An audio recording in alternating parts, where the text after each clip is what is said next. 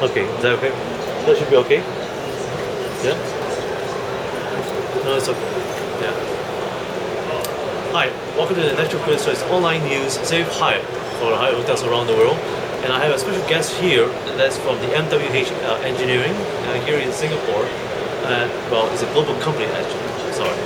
And here I have Mr. Peter Fagan, who is a practice leader for sustainability and environment, who's going to share with us what's happening around the world and the company who specializes in this aspect of water. Peter, thank you for joining us here at the National People's Choice Save Hyatt. Could you tell us what's going on right now with the aspect of water industries around the world? Every country is a little different, so there's variations on themes, I think. But overall, around the world, what we're seeing is two major things that are driving initiatives and innovation in the water space. One is around moves of rural populations to cities. So we're seeing growth in our cities around the world. So we're ending up with bigger and bigger cities, and that's placing increasing demand on limited water supplies. And the other trend is around trying to source water to supply those large cities and the associated industries. So there's not a single silver bullet answer to that, and what most water authorities around the world are doing are trying to spread their risk and are looking at multiple sources of water. And speaking about source of water around the world, are there a lot of demand for renewable energy? As well as I've seen your film today that you also have concentrating on waves and so forth. Could you give us a little bit more elaboration on that? Okay. Most cities have very stringent requirements in terms of the quality of the water that we supply as drinking water, and they also have very stringent environmental discharge requirements on the wastewater that's being discharged. Over time, what we're seeing is that water is being valued as a resource from start to finish in that cycle, and that's been driving up the energy usage. So the area of innovation that's starting to appear around the world is in fact around what we now call the energy factory.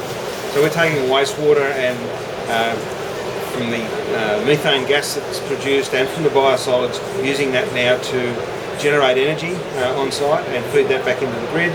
And there's a net export of energy out of those plants. So some new areas. We're also looking at trying to lower the energy cost of operating large systems and to make the technologies that we use for water treatment and water transport much more energy efficient. And also I believe that MWH right now is actually providing a lot of programs that is giving back to the society. And could you tell us more about one of your programs, such as you have this program called the fundraising for flood victims. Okay. Could you elaborate that? Okay, so we've seen a number of natural disasters, so it's not just flooding that we've in Australia we saw bushfires about 3 years ago impacting a large number of people and communities in Victoria. We saw floods in Queensland. We've seen earthquakes in Christchurch. We've seen fires in the last weeks in the US. And MWH typically around those disaster scenarios asks its employees to either contribute time or money to support communities in those places, and MWH generally has a commitment then to match whatever the employees are raising in terms of funds and make those donations. On top of that, we've made corporate donations, fairly large ones in some instances, to communities and government around disaster recovery. One of the themes that we are pushing very hard in the work that we do is around resilience. So we're asking utility organisations to consider resilience in the infrastructure they build, but we're also pushing them to build resilience in communities so that they deal with the event, but also have a longer term ability to cope with the stresses that come with natural disasters. Well, that's a good thing, and I think that's what the world needs. Could you give some advice for policymakers around the world on how they can move forward, with working with MWH? I think one of the strengths we bring, and it's an area that's difficult for policymakers, and that's around integration. What we see typically with governments and with large organisations is siloed thinking. So we see the energy authorities planning around energy. We see the water authorities planning around water. We see the land use planning done around zoning practices which are 100 years old. What we bring is an ability to overarch that and integrate it so that we start to get more integrated thinking across all the resources we need to support the mega cities that we're starting to see.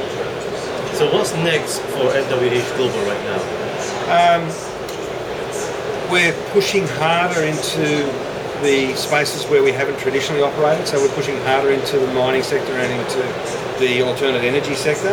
And with that, we're trying to integrate the water piece with it. So we're starting to grow that. We have a software company called Innovise that is now marketing developed software to both our traditional customers in the consulting world, but also our competitors. And that's again around this thinking around integration. The other global growth strategy for us is to develop the skill set and the tools to actually manage disasters as they happen. So we're deploying programmatic type tools to disaster recovery programs where we've worked like in New Orleans on Katrina, the aftermath of that, in Christchurch, and in Queensland after the floods. Well, thank you, Peter, for joining us here at the Natural Business Choice Save Hyatt, and thank you for joining me. And once again, till next time, the Robin's time. Thank you. Thanks very much. Sorry. Sorry.